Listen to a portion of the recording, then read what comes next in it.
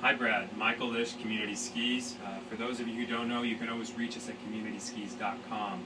We're going to review a ski that we're designing for Brad. This is the benchmark skis. This is where we start. Any changes thereafter, if it requires, if they're in depth, we'll make another video. But certainly we can make any changes in regards to the specifications thus far. So 182 is your starting point. That's what you suggested as a length that you're familiar with. That I'm going to bring in, I'm saying to question, but that's one of the areas that you may want to look at for adjustability in terms of changing the ski to meet the profile. It's a backcountry ski, powder, chutes, tight trees, open bowls, hardpack, resort once in a while. And traversing and trekking performance is important. So this is actually, we're going to take a little bit of time here. There's a little bit of complexity into the ski design. So a powder ski, two things are going to be key: your tip rocker and also your tip to tail ratio. The wider the tip is, or the more closer your tip width is to your tail ratio, or your tail width, is the harder that ski is going to engage once it's on edge, and it's going to hold that. That's really not what this ski is about. So what we can do is we can start bringing that tail in, and then also widening out the tip. So we keep the same side cut, but we get a narrower tail. That narrow tail is going to drop in powder, and that tip rocker is going to lift that ski up, so it's going to make that ease of use in a powder setting.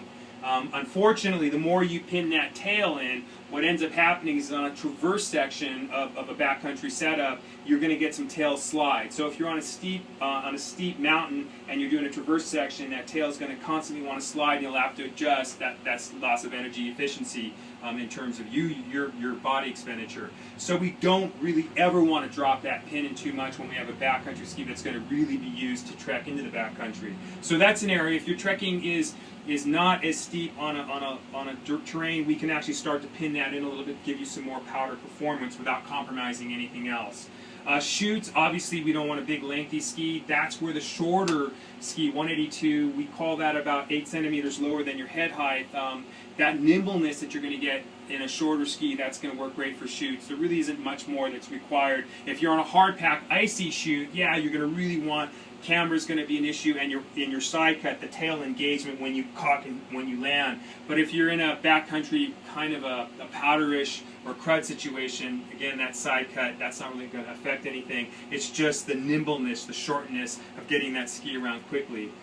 Tight trees, same thing. What we're also designing into the ski is, obviously we're suggesting a section of tip rocker, not too much. Again, on that traversing backcountry access, the more rocker you have, the more tip lateral slipping you're going to have. So we don't want, and you actually don't need that much tip rocker to get great performance in a powder setting. Tight trees, obviously we're going to consider that powder as well. So rocker, a small section, but we're also, Kristen has specified, your tip is going to be coming up, but if you ski a ski that long, your tip actually ends up getting fairly broad. So that's why the industry introduced what we call the early taper, where the widest point gets set back and then the ski starts to pin in. So you have a small section of tip early taper.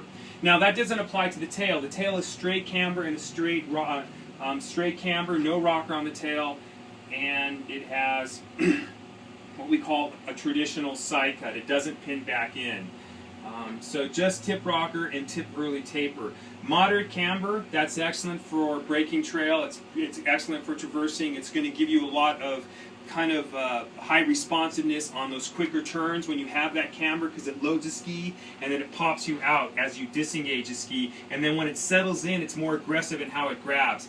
Like if you took that to the opposite extent, a reverse rockered ski, as you land, it's going to want to slide. A cambered ski, when you land, it's going to want to engage.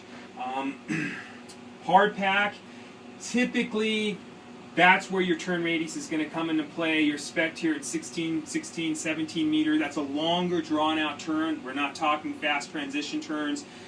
So 16 meter, that's your side cut. That's where you're going to get that performance, is on the hard pack situation. That's nice also when you're backcountry on windblown or a couple of day old hard sun pack. That side cut's going to come into performance there too. Resort once in a while, I like the once in a while part. So obviously it's not a ski that's going to be skiing that type of snow condition. Although if you do ski resort, this will probably be your go-to as well. It has all the great characteristics of having fun on an on-piste, off-piste scenario in a resort setting. You're skiing aggressive. That has a lot to do with how we set your flex pattern. The flex patterns are important, and the way we establish them is how thick the ski is, or how thick the core is when we taper it, and then how long those tapers are. Obviously, the thicker they are here, the stiffer the core, and the longer the tapers, the more generous the flex. But let's see, how much do you weigh? Can't see right off the top. I should know that. I made the software. Okay, well, how much you weigh will flow into how stiff we make this ski. Like that, use them on your lunch break. That's pretty fun and fortunate.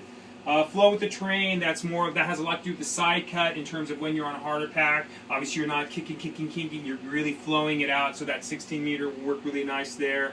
Got a good approach to backcountry, aware and cautious. Mid-fat, Chris inspect at 102. That's one of those numbers you can change, you can decrease. Mid-fat for you might be something all the way up to 108, or all the way down to 98, depending on whatever parameter you want to fit in. Just keep in mind that when you increase your underfoot width, you'll also increase the tip and tail width to keep that side cut and toe. Lightweight, so we specified a carbon ski. So really quickly, carbon is so much stronger than fiberglass, so that being the case, we use so much less of it. And using less of something means less weight overall. It's not just the weight of the carbon, though. It's the saturation rate for resin as well. So if fiberglass is this thick, it takes that much resin to saturate it. If carbon is a quarter of that thickness for the same amount of strength, obviously you have the fiber reduction in weight, but also the resin reduction. So that's where you really pick up the weight advantage in a carbon ski, is the displacement of the amount of resin required. That's about it. Keep in mind you can make any changes you want. Kristen will respec the ski. And or if you have a particular question, what would more rocker do? What would a longer section of early taper? We've kept you minimum in both those areas, tip rocker and early taper. Wider underfoot. Maybe consider going longer and adding some tip rocker. That's about it. Appreciate it. Thanks.